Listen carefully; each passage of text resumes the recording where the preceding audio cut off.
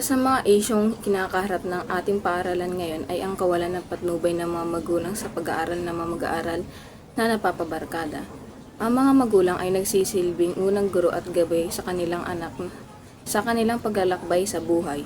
Ang kanilang suporta at pagtutok sa mga pangangailangan ng kanilang mga anak, lalong-lalo na sa aspeto ng edukasyon ngayon. Ngunit hindi lahat ng magulang ay napapatubay ng tama ang kanilang mga anak, sa kadahilan ng abala ang mga ito sa paghahanap buhay at iba pang bagay.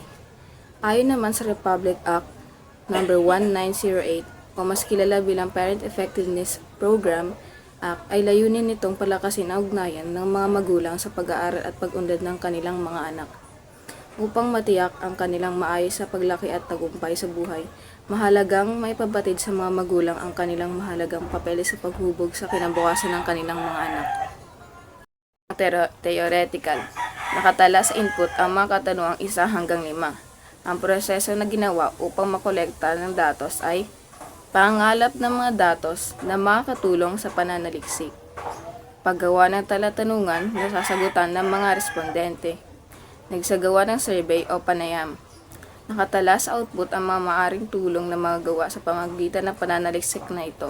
Isa na dito ang guidance and counseling services. Magkakaroon ng mga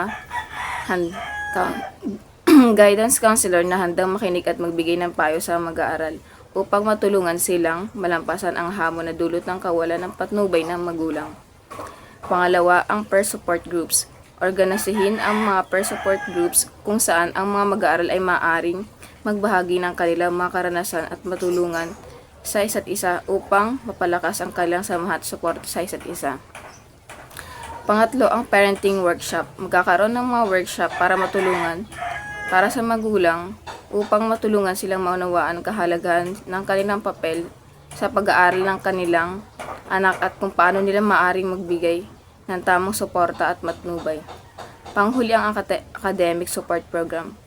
Itaguyod ang programa na naglalayong magbigay ng dagdag na tulong sa mga mag-aaral sa kanilang pag-aaral tulad ng tutorial services, enrichment program, at iba pang academic support initiatives.